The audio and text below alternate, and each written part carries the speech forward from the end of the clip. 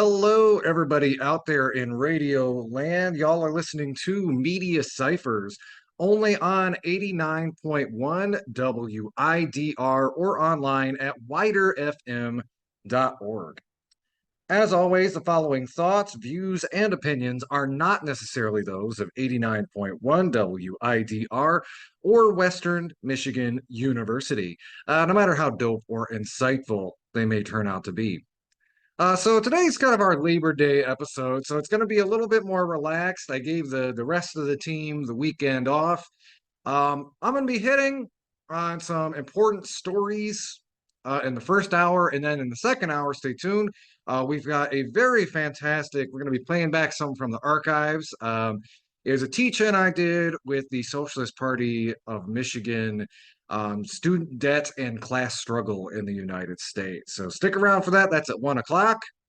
As always, oh yeah, I already said the disclaimer about the radical opinions that the university may not agree with. And in fact, our first two stories, the administration probably wouldn't like me talking about on here, but heck, for your First Amendment stuff. So, um, since yesterday was Labor Day, let us begin the show by talking about some organized labor. If you did not hear, and we had a fantastic interview with presidents of the WMU chapter of the American Association of University Professors about their ongoing negotiations with the university. And since yesterday was Labor Day, we're going to start with a couple updates from the union. This is straight from the horse's mouth.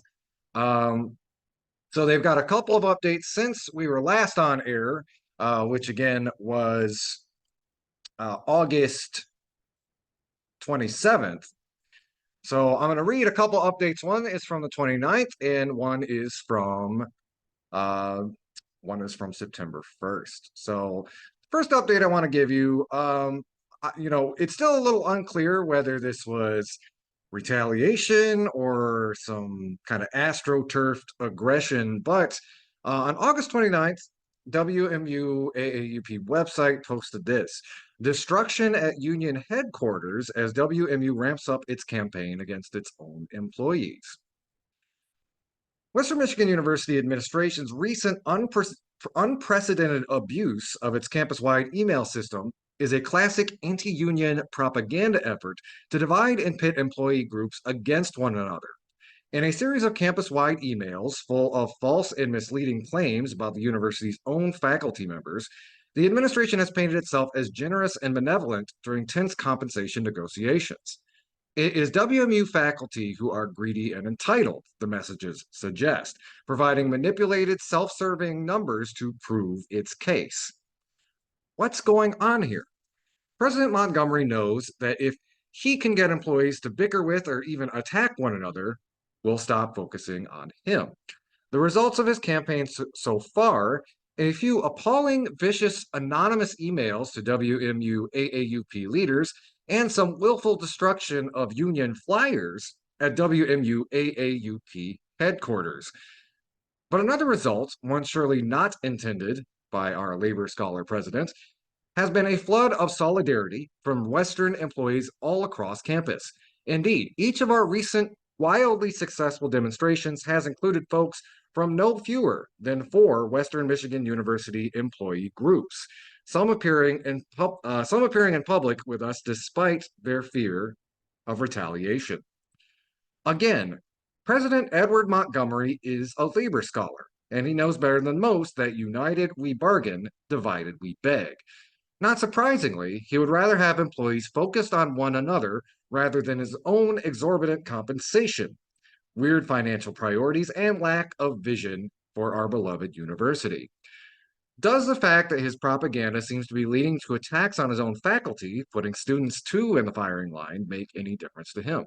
Is the Western administration, with its private anti-union lawyer riding shotgun for the president, so committed to beating its professors into submission that it will destroy our campus climate in the process? If you want to look at some data provided by an actual qualified external analyst of academic financial data rather than the administration's propaganda machine, the article I'm citing provides numerous links. Remember, Western's president has the might of the university's communication system and ample coffers at his fingertips, while we must rely on our members and our allies. And while we are working with our attorney to build an unfair labor practices complaint against the university regarding these actions, we do still need to ensure that employees' voices are not drowned out by management. And then we have another update from the WMU uh, Association of American University Professors. Sorry. This one is from September 1st. I think this kind of dives into the weeds of not only what WMU professors have to deal with, but employees here at the university more broadly. And it's talking a little bit about unfair compensation when it comes to transportation costs and kind of miscellaneous expenses. And this is actually something you see in a lot of workplaces. They will expect their employees to drive X number of miles either to get to work or get to a conference or a lot of even we see this in a lot of the transportation industry, using your own gas. So, while they're focusing on how professors here are dealing with this, this is a problem across the American working class that they are about to describe here in this update. So, that being said, this update is from September 1st. Their headline: Stolen Wages at Western Michigan University, the nickel and diming of WMU AAUP employees. This is written by Dr. Catherine Bailey, who we interviewed last week, and Vice President Dr. Christopher Nagel. With wage reopener negotiations between the Western Michigan University Administration and the WMU American Association of University Professors now continuing on past the Friday deadline, there's another element to the compensation story that deserves attention. Because it lacks the drama of radically eroded salary figures, and because its impact is cumulative, this aspect of the university's whittling away of employee income threatens to get lost in the shuffle. But there's no better time to talk about the hidden, growing costs of simply doing one's job as a professor, a trend rationalized at Western by its supposed responsibility-centered SRM budget model. Then during negotiations, and as the Western administration implies that the faculty are greedy and out of touch. Many of us, however, are well aware that when we are under-resourced, starved of supplies, travel funds, workspace, equipment, and more, it effectively reduces our take-home pay and often negatively impacts students. Here are just a few examples. 1. The erosion and erratic supply of professional travel funds. Professors quite simply need to travel to attend conferences, perform research, collaborate with other faculty, and the like. For most, this is necessary both to earn promotion and tenure and to develop students as scholars, and to remain competent in our fields and classrooms. Nonetheless, although Western markets itself as a research-intense university, it has spent tens of thousands of dollars this past year alone on legal fees to ensure that it has no concrete financial obligation in this area. This is, to be clear, merely one area in which WMU has been disinvesting in its research mission, but is high on the list of nickel and diming, with numerous faculty reporting that they now pay out of pocket or have been forced to stop engaging in these baseline professional activities. The chipping away at reimbursements for other sorts of professional travel, for example, between WMU regional sites for professional purposes related to teaching, research, or service. Increasingly, faculty are being told that they must personally pay for fuel to teach a course at a satellite WMU campus or to come to Kalamazoo even to perform assigned work or service, including that which is necessary to directly support students. It's also been a refusal by the university to supply necessary work tools in a reasonable fashion. To take one example, there have now been a number of reported cases where faculty have been expected to pay for their own work laptops or monitors because the equipment they have been assigned broke or wore out. In one case, a faculty member was stripped of network access, which she needed to teach her classes and communicate with students, when she failed to return a loaner machine on time after the university insisted that she pay for a new machine out of pocket.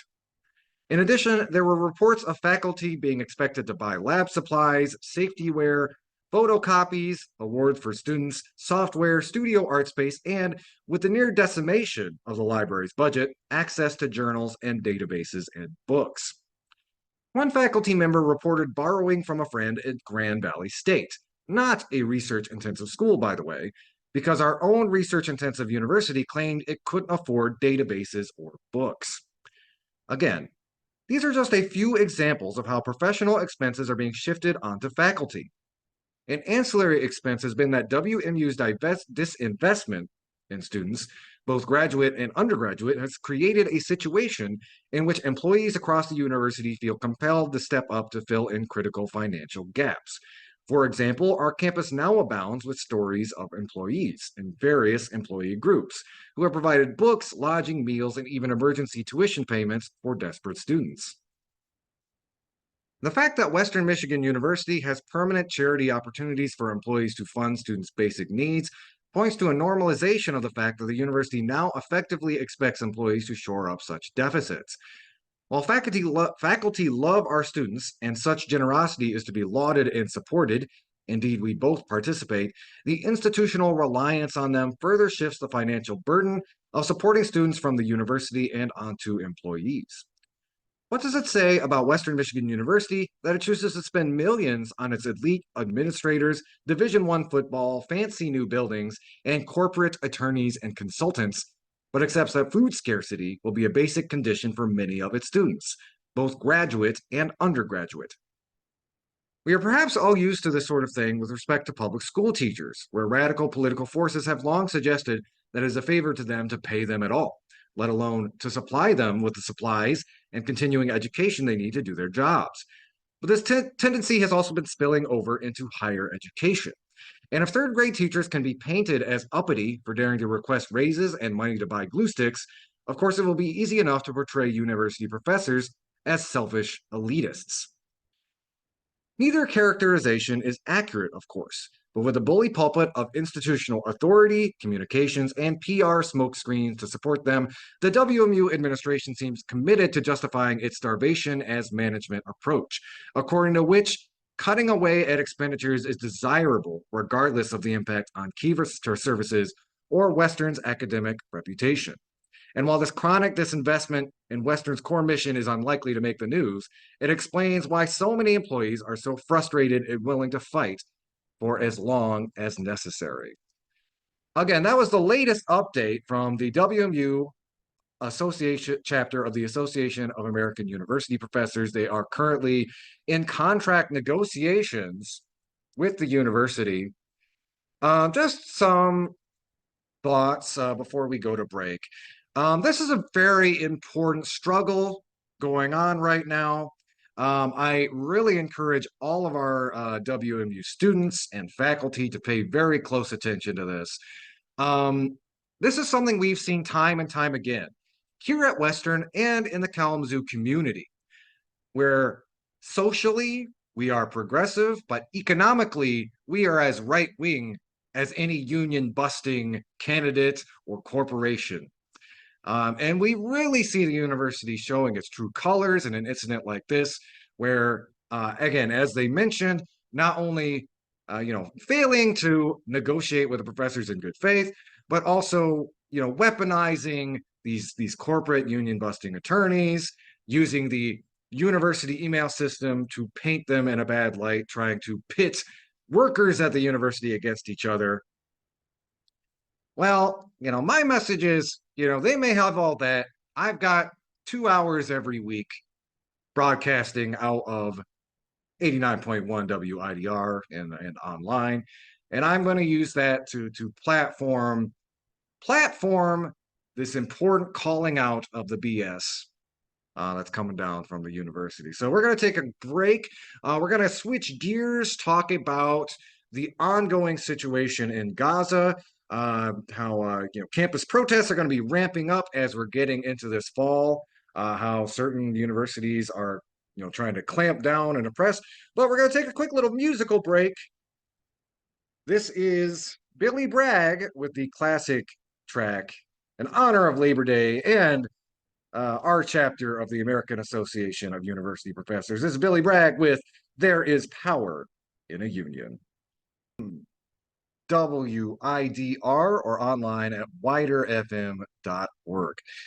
Just joining us, we just had an important story about the WMU Association of American University Professors. We're going to link to all of those stories in the show notes.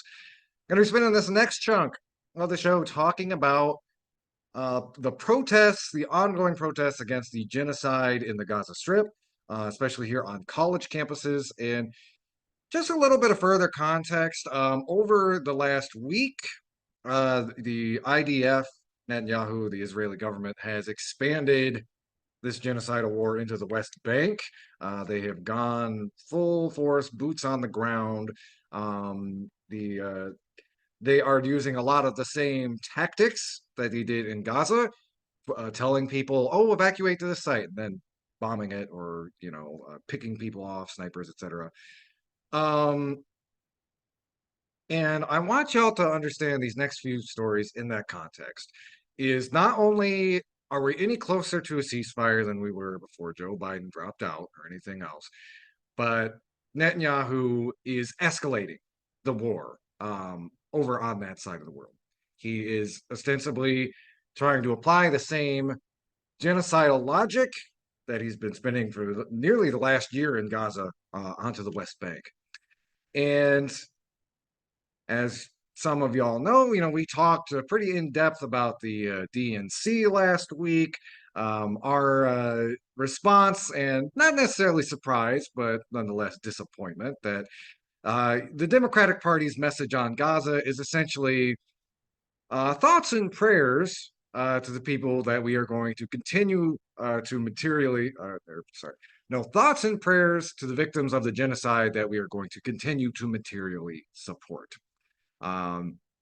Harris and Waltz have not budged from that position since then. They have not advocated an arms embargo, which again, as people like Ilhan Omar and anybody really with a brain can point out, if you turn off the spigots of bombs and weapons to Israel, they won't be able to keep genociding people. But that's that kind of common sense is hard to come by in politics, and especially the politics of U.S. imperialism. So with that, I wanted to talk about these next couple stories, which touch on the resistance on campus to the genocide going on in Gaza and now the West Bank. This is an article from LeftVoice. It was published a couple weeks ago on August 24th. As classes start, universities begin a new wave of repression against the Palestine movement. Media outlets across the country have been reporting on the latest measures university administrators have been taking to prevent pro-Palestine demonstrations as the school year begins. The University of California and the California State University System, which is the nation's largest public university system, have both announced they will enforce a zero-tolerance policy towards new encampments. Both Rutgers University and George Washington University have suspended Students for Justice in Palestine, which, by the way, we just had a chapter of SJP start here at Western. If this is an issue that concerns you, look them up, try to get involved, if you so choose. George Washington University also suspended Jewish Voice for Peace, which again is very ironic. Again, a lot of these mainstream media outlets and institutional sources always try to paint opposition to the genocide as anti-Semitism. That is pretty rich when you're coming off a group that is literally called Jewish Voice for Peace. Just pointing that out. Anyway. Meanwhile, Columbia University, which was the epicenter of the student movement, maintains a near total lockdown that has closed the campus off to the public and is considering granting campus police the power to arrest students. These preemptive measures, among others across university campuses in the U.S., are meant to stoke fear among the defiant students, faculty members, and workers who have been standing up against the inhumane genocide in Palestine. The attacks are within a framework of a new McCarthyism across universities, which deny even the basic right to protest. This new McCarthyism is rooted in ideological positions like the idea that criticism of Zionism constitutes anti-Semitism. Due to the ideological importance of universities under capitalism in reproducing the ideas of the bourgeoisie, they become ground zero for intimidation and attacks against students, faculty, and staff who dare to speak out. After the encampment movement was brutally repressed in late May, leading to the arrest and suspension of thousands of students across the country, some of whom remain with charges and sanctions, the movement as a whole was put on the defensive, opening the door for the current wave of repression against the student movement. The administrative bureaucracies of the U.S. Academy have played a key role since the start of the movement for Palestine to discourage and repress students and staff speaking out against the genocide. In that sense, the university presidents and bureaucracy are strategically linked to maintaining the interests of the bipartisan regime, as well as the material interests that many of these universities have with the state of Israel. On the other hand, these administrators have not been able to repress as much of as the right wing of the regime would like, especially the Trumpist right, which is on the offensive against the quote unquote woke university, which, despite its claims of progressiveness, also serves Zionism and capital. The congressional hearings held by Republican Chairwoman Elise Stefanik has already led to a slew of resignations at elite college campuses, from the University of Pennsylvania to Harvard, Cornell, and now Columbia. Last week, Manouchi Shafiq, the president of Columbia, submitted her resignation just days after three Columbia college deans resigned after being placed on leave in late June for text messages as part of an investigation into quote unquote anti Semitism. Though these administrators sat among the upper echelons of the university bureaucracy, their disciplining is rooted in right wing attacks on academic freedom and education writ large that open space for more crackdowns against the entire movement. Therefore, Shafiq's resignation is a sign of giving in to right wing pressures and a political victory for that sector of the regime in particular. In fact, Zionist university donors, who are simultaneously pulling funding from universities like Columbia and their representatives in the halls of Congress, are hoping to send a message to administrators across the country that they need to fall in line or meet the same fate. Despite her repressive actions against the movement, Shafiq still had to step down and will move her career to the UK. She will not be held responsible for attacks on basic democratic rights, for being the first university president to suspend SJP and JVP, for her half-hearted and slow response to a chemical attack on pro-Palestinian students, for suspending students and professors, or for calling the NYPD to arrest and repress hundreds of students. Now, Columbia's interim president, Katrina Armstrong, is tasked with assuaging donors and the imperialist regime that everything will be under control at the university. As Armstrong begins her tenure, Columbia faces an escalation in the investigation by the House Committee on Education and the Workforce for on-campus anti-Semitism. At the same time, it seems that Armstrong is already making overtures to the student body in an attempt to bring students back in line with the interests of the university. We must take care to bridge divides, find common ground, define our rules and their consequences, and reach understanding based on our shared values, Armstrong wrote in a statement to the university community. Unsurprisingly, many students aren't fooled by the idea of a more humane university administration, especially in the context of an ongoing genocide, which these universities profit off of. To my understanding, the university is simply just trying to, again, save face in the public eye and kind of do anything in their power to suppress the organizing of the pro-Palestine movement, said Cameron Jones, a Columbia student. That's because universities under capitalism are organized ideologically, politically, and materially to maintain the interests of the capitalist class. That's exactly why it was possible for a number of influential billionaires to convince New York City Mayor and Democrat Eric Adams to work with Shafiq to repress the student encampment at Columbia. Shafiq and other bureaucrats are ultimately beholden to the ruling class. Clearly, the struggle against Zionism within universities has shown the way that these institutions act like businesses and landlords under capitalism, always looking out for their bottom line and afraid to upset their donors. The encampments encourage us to think of a new kind of university, one that is free, open to the public, run by faculty, staff, and students for the working class and oppressed. Therefore, rather than try to pressure administrators of these kinds of universities in some misguided belief that they can be intermediaries between students and workers and the regime and business interests they are beholden to, we should turn our attention to the political tenacity and objective power that academic workers demonstrated during the student movement and in recent years by going on strike and organizing rank and file assemblies to make decisions about how to best continue our struggles. The experience of assemblies in particular as decision-making bodies show in an incipient way the potential for all decisions to be made democratically at universities, starting with how we organize our struggles and toward the fight for universities where students and workers democratically make all kinds of decisions and how those institutions are run. Indeed, universities don't even need administrators or presidents at all. But in the meantime, they should be elected democratically by faculty, students, staff, and the community through bodies of self-organization like deliberative assemblies. The power of workers to shut down production can play a key role in advancing our struggles forward, and as students, we should give all our solidarity to the working class.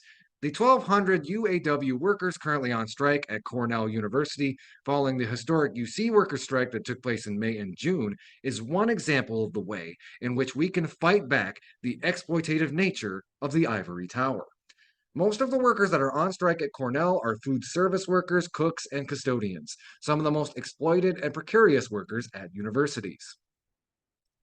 As the genocide in Palestine reaches almost a year, the fight against attacks on our most basic democratic rights to free speech and protest are key to giving a voice to the pro-Palestine movement here and around the world. These kinds of attacks cannot be normalized so that we can continue to organize in our workplaces, schools, and on the streets for a free Palestine and for an end to a capitalist system that breeds exploitation and oppression. That article was written by Miriam Alanis from LeftVoice. As classes start, universities begin a new wave of repression against the Palestine movement. I'm going to take a very quick break. When we get right back, we're going to talk about how administrators at the University of Michigan have been repressing organizers from organizing against the genocide in Palestine. We'll be right back. You're listening to Media Cyphers only on 89.1 WIDR or online at widerfm.org. You can also find us online at the Media Cyphers Kalamazoo podcast. You can find us at most podcasting apps. And we are also on YouTube, which can be pretty handy, especially if you are hard of hearing. You can listen along with subtitles. You've dialogue. This is Media Cyphers, your source for political revolution.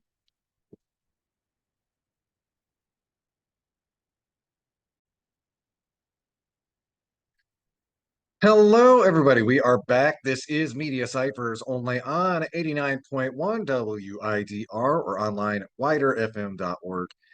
I've got a couple of stories. These are both about the ongoing demonstrations at the University of Michigan against the genocide in Gaza. And it's kind of a two-part one. The first one is from the World Socialist website, and the other is from Bridge, Michigan. And it's kind of a before and after, or before and present, I guess. First article deals with how the administration is trying to tamp down on protests, and the other is about how students, despite that, are currently organizing now that school is back in session. First article is from World Socialist website, is written by Matthew Brennan. University of Michigan institutes authoritarian attacks on due process and free speech rights. It's published on August 26th. As the campus reopens this week at the University of Michigan, the position of the university administration is very clear. Those who protest against genocide are criminals. While tens of thousands of Palestinians are being slaughtered by US-backed Israeli attacks, university officials want to suppress any expression of outrage or condemnation by students, faculty, or other campus workers. On August 20th, a committee associated with the Faculty Senate at University of Michigan exposed these plans for repression, issuing a letter to its 7,300 members and alerting the entire campus population. The letter warned that the university administration has utilized thoroughly anti-democratic means to implement sweeping attacks on policies that previously protected core democratic rights on campus. The letter was accompanied by recent reports that at least 11 University of Michigan student protesters against U.S.-Israeli genocide in Gaza now face a hiring ban on campus. One protester has apparently been fired from a student job for taking part in protests. Also, the Michigan Daily published a letter last week denouncing a university attack on a student, Salma Hamami, who had her January 2024 Martin Luther King Jr. Spirit Award rescinded by the university on May 21st for her pro-Palestinian activism, which is very ironic. Again, the letter was signed by 65 of the previous MLK Spirit Award recipients who returned their awards in protest of this attack. The August 20th faculty letter was issued by the Senate Advisory Committee on University Affairs to the University of Michigan Faculty Senate. The SACUA warned of key revisions to U of M's Statement on Student Rights and Responsibilities that took place on July 18th and August 6th, with chilling implications. These new policies were adopted without input or advice from staff, faculty, or students. We believe they were written by the Office of the General Counsel at the request of the regents and then discussed privately by a select few before being adopted without public discussion. Taken together, they deprive students of the right to due process and fair hearings with faculty oversight, curtail freedom of speech and expression, and radically increase administrators' power to prosecute students and limit inconvenient forms of free speech. The recent revisions extend a previous authoritarian policy announced on March 27th, which pledged to ban protest on campus. Collectively, the new policies allow the university to file a complaint against a student. Previously, all complaints about misconduct had to come from University of Michigan staff members, faculty, or students. The new policies now appear to provide legal cover to allow for outside consulting firms to gather information and file complaints and sanctions against students on behalf of the university. Prior to the policy change, the Anti-Genocide student group Tahrir Coalition contended that a member of the consulting firm Grand River Solutions, Omar Torres, had been brought on to pursue and file complaints against student protesters in violation of university policies. The university now employs Torres in the Human Resources Department and has hired Grand River Solutions through a no-bid $750,000 contract. It would also allow them to assign unilateral and unchallengeable authority to a resolution coordinator who can apply punishing sanctions against student misconduct without prior discussion with the student being accused of misconduct. This was previously a university protocol. The new policy includes giving the RC arbitrary power to determine whether to allow a student appeal. It also says if an appeal is granted by the resolution coordinator, the vice president for student life is the final arbiter of the merits of the appeal. Previously, students had the right to appeal all such misconduct decisions through an appeals board with representation from faculty, students, and administration. The new policy eliminates that appeals process. Also, the university can ban almost any form of protest on campus. The policies adopt deliberatively vague language regarding university faculties or facilities and misconduct, which state that individuals and groups may not disrupt university activities or operations, neither may people obstruct human or vehicle traffic, ways of ingress and egress, paths, stairs, aisles, and the like. One day after the faculty letter exposed these attacks, U of M President Santa Ono issued a hypocritical welcome back message to the entire campus intended to conceal the university's right-wing attacks on democratic rights. Ono's letter declares protest is part of democracy and something we embrace and celebrate. However, one person's right to protest must not infringe on the rights of others, endanger our community, or disrupt the operations of the university. He refers to the upcoming truly consequential election in the United States, but says nothing about the ongoing genocide in Gaza, the escalation of war by the US and NATO with Russia and Ukraine, nor the rising danger of fascism. The main concern of the administration is to prevent any protest that would disrupt and fuel further opposition to the war plans of the U.S. government. Campuses like the University of Michigan have become ruling class laboratories for the removal of all democratic rights to free speech, protest, and due process across the country. The central drive in eliminating democratic rights is to remove any opposition to imperialist war and social inequality. Since September 2023, there have been dozens of vigorous protests at the University of Michigan involving hundreds and at times thousands of students and opponents of the Gaza genocide. At every step, the university has escalated its repressive and anti-democratic measures. From November 2023 to the present, The university has intervened to shut down and ban all student government anti-genocide resolutions, arrested dozens of student protesters, violated, attacked, and destroyed a peaceful anti-genocide encampment, and is now institutionalizing sweeping attacks on core democratic rights to free speech and due process. These attacks cannot be stopped within the confines of college campuses because their source is the capitalist system itself, which is pursuing imperialist war abroad and authoritarian measures against the working class at home. As Kamala Harris made clear in her speech accepting the Democratic nomination, as Commander in Chief, I will ensure America always has the strongest, most lethal fighting force in the world. The central focus of her campaign and the Democratic Party in general will be to defend the interests of Wall Street and its military intelligence apparatus, and to continue the militaristic foreign policy of the Biden administration to defend the global interests of the American financial aristocracy, including the genocide in Gaza. The authoritarian attacks on University of Michigan protesters are part of a nationwide assault on democratic rights at campuses across the country involving tens of thousands of students at dozens of schools in California, Michigan, Texas, New York, New Jersey, Georgia, Pennsylvania, and many other states. The campaign against free speech on campuses constitutes an attack on the rights of the entire working class and must be opposed by all class-conscious workers and youth. It demonstrates that the fight against war is inseparable from the fight to defend democratic rights and the fight for socialism. So that is by Matthew Brennan. That was from the World Socialist website, published on August 26th. University of Michigan institutes authoritarian attacks on due process and free speech rights. And on that note, I did also want to bring up a more recent article from Bridge, Michigan. As University of Michigan classes resume, so do pro-Palestinian demonstrations. This was written by Isabel Lohman, published on August 29th. As the school year begins, pro-Palestinian demonstrators are continuing their calls for the University of Michigan to divest from financial investments that demonstrators say benefit Israel and its military. On Wednesday, demonstrators held a die-in at a university welcome event where students can meet different student groups. Kind of the equivalent of our Bronco Bash over here. It was the third day of the semester.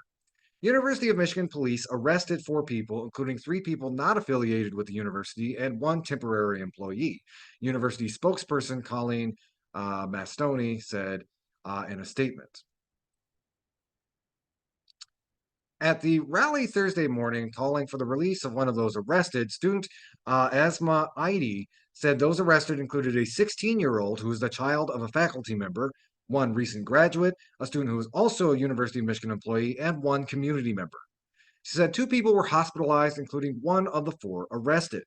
Aidi said one of the people arrested was not actually participating in the protest. Roughly 50 people showed up to the demonstration Thursday outside the office of the Division of Public Safety and Security. The events this week follow months of demonstrations since October 7th. Excuse me. There have been more than 40,000 Palestinians killed, according to the Gaza Health Ministry.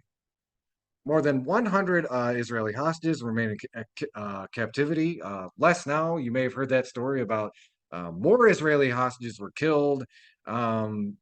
Likely because of Israeli bombing. There are big protests going on in Israel about that right now, demanding that Netanyahu step down.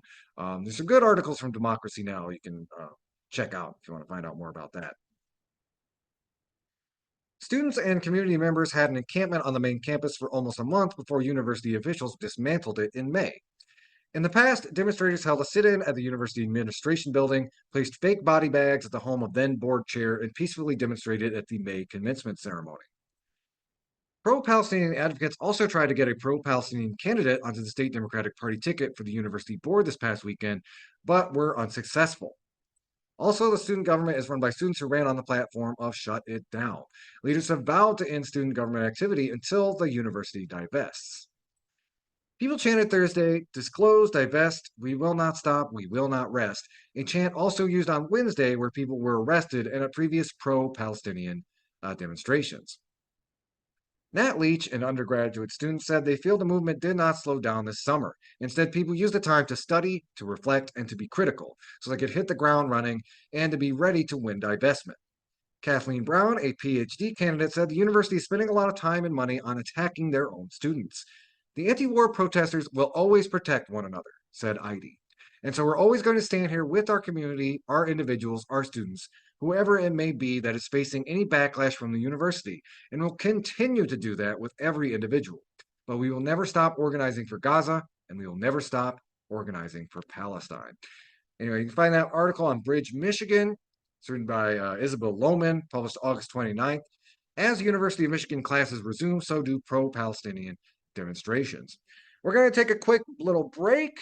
We're going to be spending the hour at 1 o'clock. We're going to be playing back an old teach-in I did for the Socialist Party of Michigan, student debt and class struggle in the United States. But I've got a quick and very relevant introduction to read from before that. Keep your dial locked. This is Media Cyphers only on 89.1 WIDR or online at widerfm.org. You can also find us online at the Media Cyphers Kalamazoo podcast. You can find that on most podcasting apps or on YouTube. Keep your dial locked. This is Media Cyphers, your source for political revolution.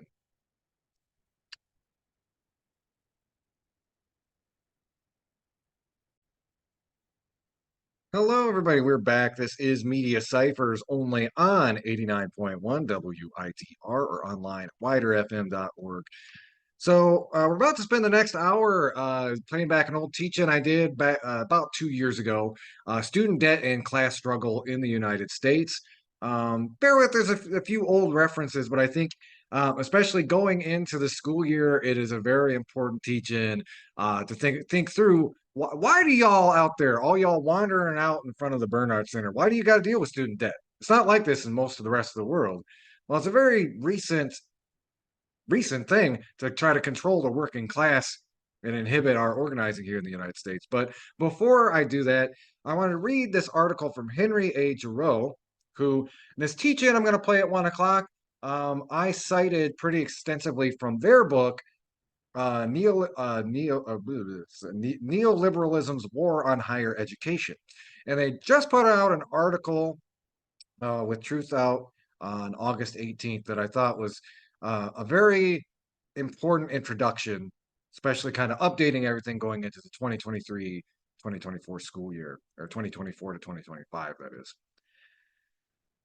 This is Henry A. Giroux. This is published on August 18th. The right's push to whitewash history is a precursor to fascism.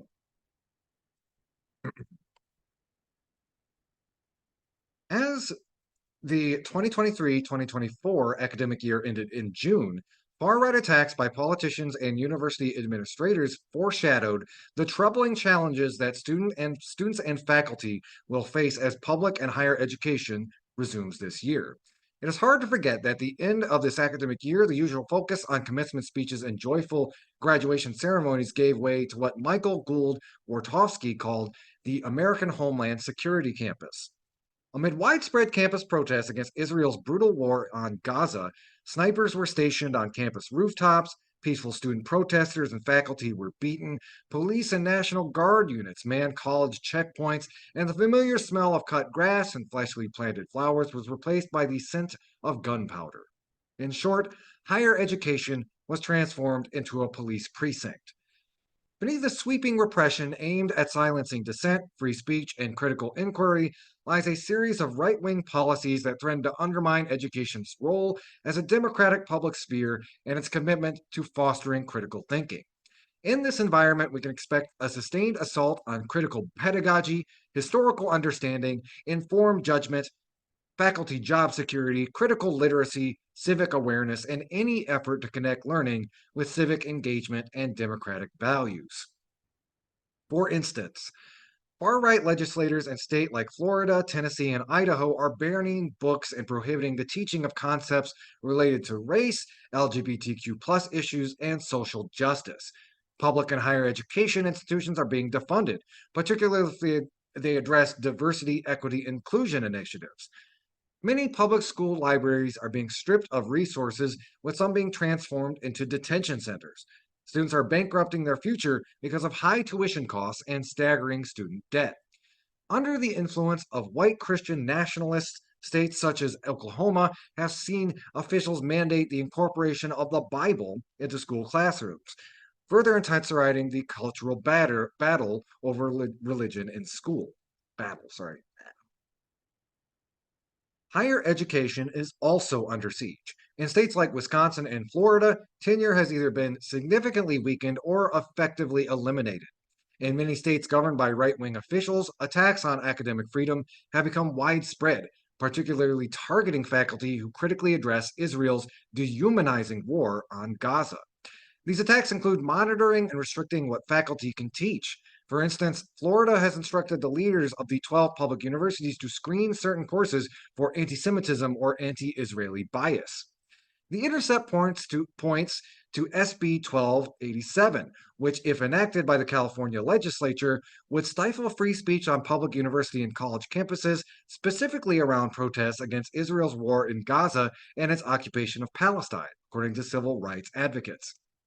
According to The Intercept, Constance Penley, president of the Council of UC Faculty Association, stated that the bill mirrors a larger trend within the University of California school system and among lawmakers to suppress protests that are in support of Palestine and are critical of Israel's war in Gaza.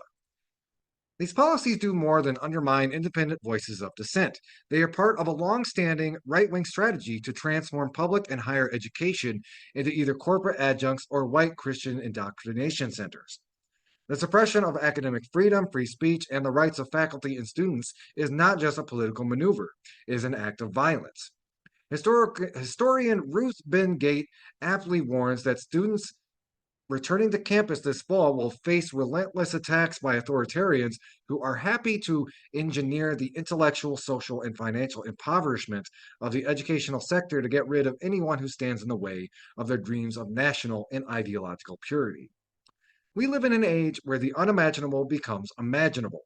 George Orwell's cautionary tale, 1984, about the dangerous use of propaganda, lies, manufactured ignorance, and the suppression of memory to control people no longer reads like fiction. Orwell's concept of the memory hole, which acts as an incinerator of historical conscience and remembrance, has become a crucial weapon in the politics of disappearance. Truth has succumbed to the collapse of reason and the pathology of official lies. Thinking has become dangerous as history collapses under the weight of misrepresentation and indoctrination. In a culture dominated by images, history is ignored in favor of immediacy and short term profits. Memory is treated like a virus in the age of gangster capitalism, opening the door to the criminalization of politics and the shrinking of the political horizon. History is now shrouded in darkness, imposed by censorship, spectacle, and a vocabulary steeped in bigotry, extermination, and nativism. Race baiting has become normalized within the GOP, which embraces both the language of the Confederacy and a fascist discourse that openly calls for a unified Reich. The vivid rhetoric of invasions and claims that immigrants are poisoning the blood of Americans reinforces the language of hatred and mass violence as legitimate political tools. Fascist groups march in the streets of Massachusetts, Florida, Tennessee, and other states. Yet these events are barely reported in the press and are increasingly normalized. All of these issues are either severed from their historical roots or reduced by corporate controlled media to mere stenography, reported without critical analysis. History no longer serves as a warning of what the end of humanity looks like. Instead, it is whitewashed, ignored, and barricaded behind the language of racial purity. Too often, it becomes a legitimizing force through censorship and silence, erasing the genocidal atrocities of the past. This is most evident recently in the US government's, corporate media's, and politicians' support of Israel's brutal killing of thousands of Palestinian civilians in Gaza. Spaces where students once not only learn from history, but also challenged the resurgence of totalitarianism, particularly on college campuses, have been transformed into sites of militarized repression. Learning critically from history has now become a cautionary tale, one that invites state terrorism. What is lost here is Primo Levi's crucial insight that every age has its own fascism, and we see the warning signs wherever the concentration of power denies citizens the possibility and the means of expressing and acting on their own free will. The military horrors of the past, including the wars in Vietnam, Iraq, and Afghanistan, among others, have disappeared from history and public memory. Mass shootings can dominate the 24/7 news cycle, while the legacy of state violence against Native Americans, Black people, women, and young people is recycled into the memory hole of organized forgetting. Universities are now under siege for their critical functions. Young people protesting Israel's war on Gaza are criminalized, and the discourse of white supremacy is detached from the long legacy of violence in the US. As Adam Fetterman observes, these repressive university policies suggest that colleges are coming to look more like a police state than institutions of higher learning. Simultaneously, history is invoked by Donald Trump and his followers as something to be reclaimed in order to prevent immigrants from poisoning the blood of Americans. This is language of racial cleansing that was used by Adolf Hitler in Mein Kampf, and it correlates well with those MAGA followers who believe that only white Christian nationalists qualify as citizens. This is more than nostalgia or being on the wrong side of history. It is what the Frankfurt School theorist Walter Benjamin warned against: the falsification of history flashing up as a moment of danger on the historical subject. In our current era, historical truth is increasingly dismissed under the guise of protecting students and the larger public from what right wing politicians label psychological discomfort. What they miss, of course, is that confronting the truth is more important than feeling uncomfortable. Moreover, when Black students hear about the history of racial repression against uh, Black people and Black women, the rise of the racial carceral state, should they not feel uncomfortable as well as informed? This is an era of organized forgetting, manufactured ignorance, and a dangerous assault not just on history and remembrance, but on education itself, much of which in the US is financed by right wing think tanks, including the Heritage Foundation, the Manhattan Institute, and Citizens for Renewing America. Also, Hillsdale College, which is just to the southeast of us. The teaching of history has been criminalized, and the truth of history has succumbed to the scourge of white supremacist falsehoods. History has been weaponized in the spirit of Trump's claims to make America great again, and as such, has become a vital tool in the effort to reject historical memory in education as a source of public good. The suppression of history is a form of engineered thoughtlessness, which condemns people to misery, takes away their sense of agency, undermines any sense of responsibility, eliminates plurality and an ability to think in the space of others. Organized forgetting is a crime against any sense of responsibility, if not the future itself, and creates what Naomi Klein calls armies of locked out people, whose services are no longer needed, whose lifestyles are written off as backward, whose basic needs go unmet. The past now haunts us as a vehicle to reproduce state sponsored violence. In the US, Hungary, India, China, and Russia, the repressive methods that prevent students from invoking history, thinking critically, and holding dictators accountable are the building bricks of fascism and authoritarianism. Yet the true power of history lies in its ability to challenge the powerful and provoke critical reflection. A rejection of history as a critical form of historical consciousness was starkly evident in the Trump administration's 1776 project, which aimed to downplay the central role of slavery in U.S. history. Today, similar tactics are employed as states ban books, censor critical ideas, and erase the long struggles for justice by Black people and other marginalized groups. In these cases, history and memory are reduced to mere therapeutic exercises, cloaked in repressive, anti intellectual language. The repression extends beyond the US, as seen in Canada's reluctance to confront the horrors of separating Indigenous children from their families and suppressing their heritage, culture, and languages. Educators find themselves increasingly constrained, unable to discuss crucial social issues such as slavery, critical race theory, sexism, ethnic cleansing, and colonialism. These subjects are deemed too uncomfortable, leading to the censorship of books, attacks on libraries, the silencing of free speech, and the criminalizing of discussions on systemic racism and reproductive rights. In some U.S. states, educators can even face jail time for addressing these topics. In the age of fascist assaults on historical consciousness as a critical faculty, what becomes clear is that authoritarians fear that social responsibility takes place when students develop the historical and critical capacities to reflect on what they are doing. Trump and his sycophantic apostles of ignorance embrace rather than reject James Baldwin's claim that ignorance, allied with power, is the most ferocious enemy justice can have. What the champions of indoctrination know too well is that critical thought is dangerous and often produces a new language, a new sense of critical agency and mass resistance. This is one of the reasons that many campuses were turned into essentially police precincts, site of brutal repression of students protesting Israel's war on Gaza. Both critical pedagogy and historical consciousness are replaced by acts of violence and repression. History that matters is not just about learning from the past, it is also a lesson in what has to be unlearned. It provides a script in the best sense of daring to think of a future in which history offers clues regarding how to fight, resist, and expose injustice while embracing a civic courage that translates into individual and collective action.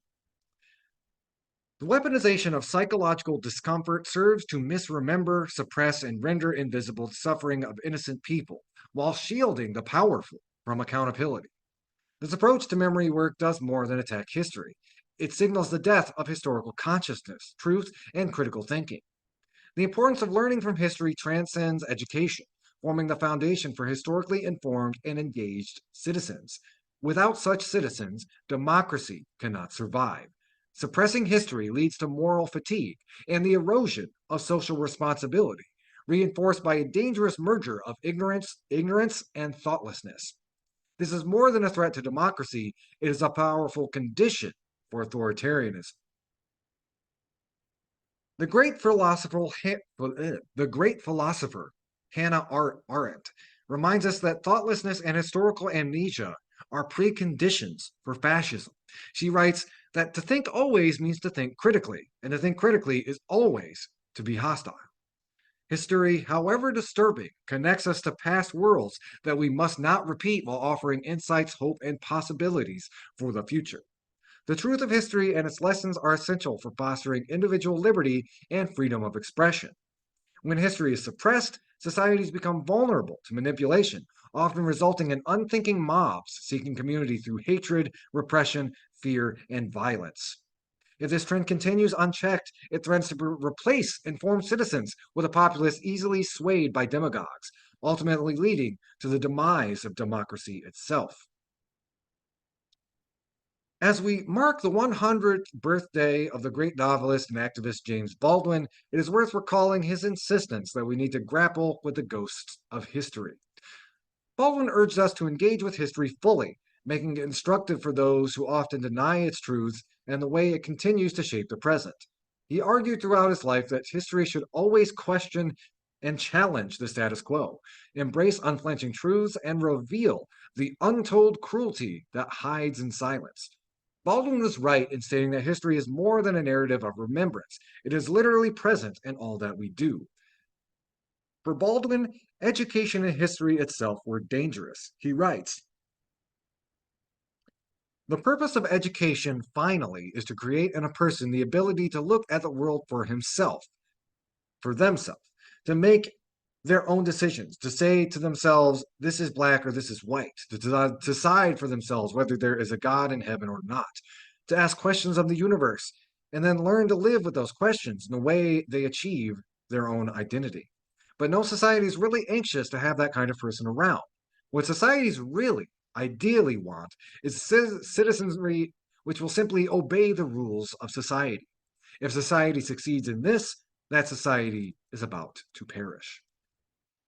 To align history with who we are as socially responsible individuals and as a nation forever in search of democratic ideals, history must be taught and embraced in its fullness, not through the lens of censorship, book burning, indoctrination, and manufactured ignorance.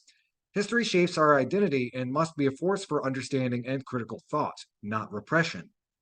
As historian Timothy Snyder aptly stated, everything worth knowing is discomfiting. Trying to shield young people from guilt prevents them from seeing history for what it is and becoming the citizens they might be. History offers students the opportunities to excavate the past, bear witness, and speak in defense of those who no longer speak. The over 40,000 killed in Gaza, the thousands of refugees drowned at sea, the numerous victims of gun violence, the millions lost to unforgivable wars, the young people slandered for standing up for the truth. Classrooms should not reproduce injustices or conceal past betrayals and mass suffering under the guise of historical innocence. Instead, history should provide an unflinching examination of both the ruins and the ideals of a democracy on the march. As the new school year begins, classrooms should be bastions where critical thinking thrives and ideas are explored freely. Yet, in the face of growing repression and efforts to silence dissent, undermine faculty rights, commodify students, and strip education of its role as a democratic public sphere, it is imperative that students, educators, parents, and concerned citizens unite in mass resistance. Young people worldwide are joining movements that redefine education as a place of critical inquiry, academic freedom, and a space that both defends and fosters equality, social and economic justice, and democratic values. This resistance is more urgent than ever. Educators, parents, workers, and all who oppose the rise of fascist politics and repressive forms of education at home and abroad must champion the right to question, protest, challenge, engage in meaningful dialogue, and hold authority accountable. For instance, as reported by Inside Higher Education, over 75 chapters of the American Association of University Professors, alongside higher education unions, student groups, and student debt organizers, are uniting in a nationwide movement. They're confronting what they see as coordinated attacks on the integrity of higher education. In a powerful online statement titled The Future We Stand For, they expose the numerous threats facing higher education that jeopardize its public and democratic mission. They write, state legislatures from Florida to Indiana have targeted public universities in a broader assault on U.S. democracy. Meanwhile, at private universities, unelected trustees, billionaires, and administrators are increasingly wielding unchecked power to dictate policies and academic priorities. The assaults have become all too common and must be resisted. By fostering an environment where curiosity is celebrated, critical thinking is nurtured, protest protected to stifle intellectual freedom, the radical imagination, and the never-ending demand for justice. Let this be a call for movement. Resist the narrowing of minds. Fight against the censorship of ideas. Fight against the turning schools into far-right indoctrination centers and protect the sanctity of education. Together, we can ensure that our classrooms remain spaces of empowerment, where every voice has the opportunity to be heard and every mind the chance to grow. A space where education becomes central to politics, and informed citizens and critically engaged agents are viewed as crucial to a socialist democracy. That was written by Henry A. Giroux. Article is titled The Right's Push to Whitewash History is a Precursor to Fascism. It was published on Truth Out on August 18th. Stay tuned. This next hour, we're going to go back to the archives. This is originally dropped on our show Friday, September 30th, 2022. Our teaching on student debt and the class struggle in the United States. Thank you for tuning in. This is Media Cyphers, your only source for radio evolution and political revolution here on 89.1 WIDR Kalamazoo. You can also find us on the Media Cyphers Kalamazoo podcast. You can find on most podcasting apps and on our YouTube page. Thank you for tuning in. And here is my teach-in from 2022, organized by the Socialist Party of Michigan on student debt and class struggle in the United States. If you're listening on the radio, you'll hear it next.